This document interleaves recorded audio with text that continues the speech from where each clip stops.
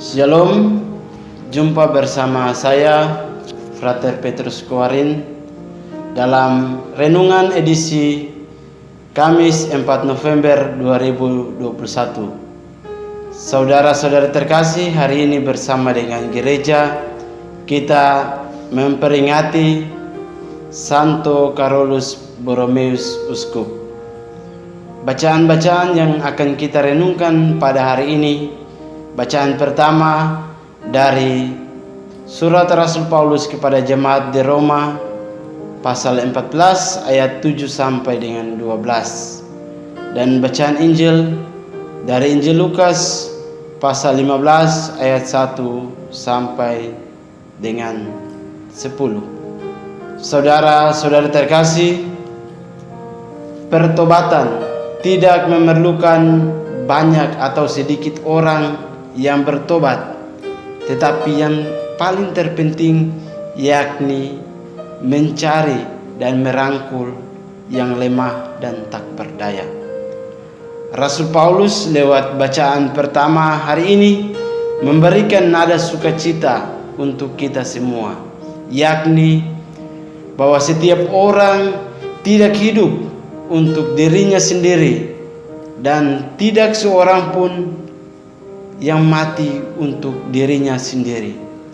Hal ini tentunya dalam kehidupan kita setiap hari, kita tidak hidup sendiri, tetapi kita hidup dengan orang yang ada di sekitar kita, di mana kita menjalin relasi dengan mereka. Sehingga apa yang diungkapkan oleh Rasul Paulus dalam bacaan pertama ini sungguh-sungguh telah dilakukan oleh Tuhan Yesus sendiri.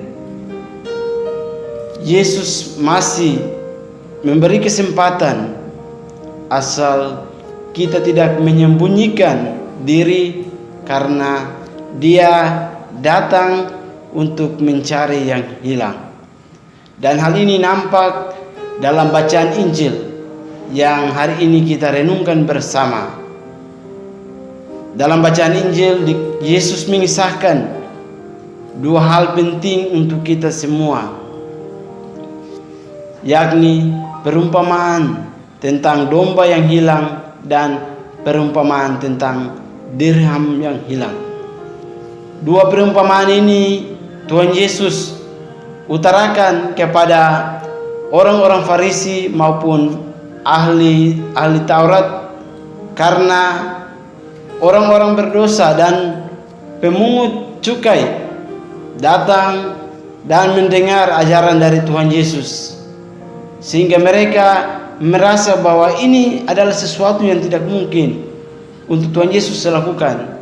Dan Tuhan Yesus memberikan dua perumpamaan itu untuk mereka.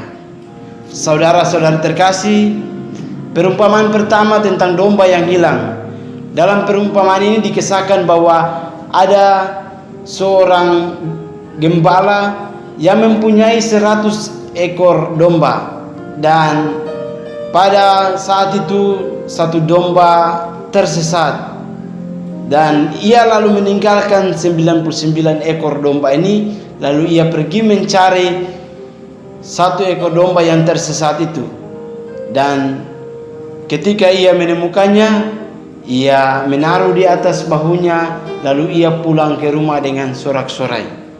Dan ungkapan sukacita karena domba yang satu telah ditemukan ini, yakni ia mengundang para tetangga untuk bersama-sama bersukacita, bersorak-sorai karena satu ekor domba telah ditemukannya.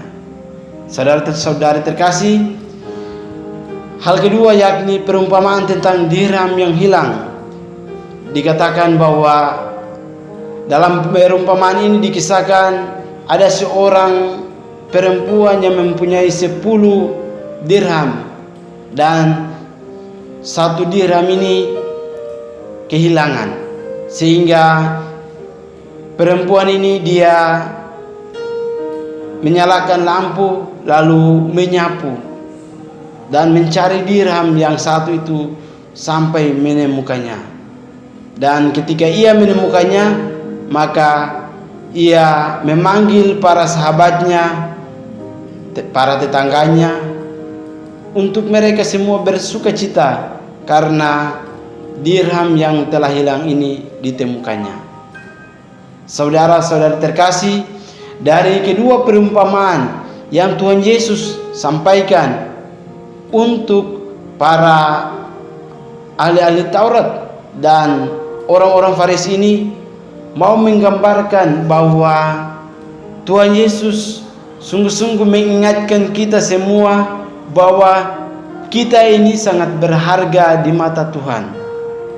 Kita ini sungguh makhluk yang sangat mulia, sehingga Ia tidak membiarkan kita merana, Ia tidak membiarkan kita kecewa, Ia tidak membiarkan kita putus asa, bahkan Ia tidak membiarkan kita patah hati. Tetapi Tuhan mempunyai cara tersendiri supaya kita sungguh-sungguh mau untuk merasakan akan apa yang menjadi tujuan dari Allah itu sendiri. Allah mau supaya kita sungguh-sungguh mengalaminya, dan pada akhirnya kita boleh memahami bahwa Tuhan ingin agar kita bertobat. Saudara-saudara terkasih, hari ini juga bersama dengan gereja kita merayakan peringatan wajib Santo Carolus Borromeus. Dia seorang uskup, dan apa yang boleh kita petik dari seorang kudus ini? Selama hidupnya Santo Carolus Borromeus, dia dengan semangat pelayanannya, ia melayani orang sakit dan yang menderita, dan ia dengan penuh sukacita mau melayani mereka, sehingga ia kemudian mendapat berkat dari Tuhan. Saudara-saudara terkasih, sukacita yang dialami oleh orang kudus ini kiranya menjiwai hati kita, menjiwai jiwa kita, supaya dalam kehidupan sehari-hari kita menggalang pertobatan dalam lingkungan kehidupan kita, dan tak henti-hentinya kita melayani yang lemah dan yang tak berdaya.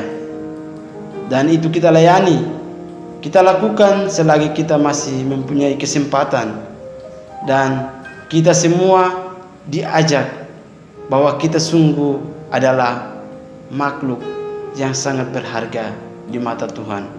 Oleh karena itu, pengampunan dan kebahagiaan akan kita peroleh kalau kita sungguh-sungguh dengan penuh ikhlas mau terbuka untuk menerima akan kehadiran Tuhan dalam kehidupan kita setiap hari. Rahmat Allah menolong dan memberkati kita sekalian. Amin. Dalam nama Bapa dan Putra dan Roh Kudus. Amin.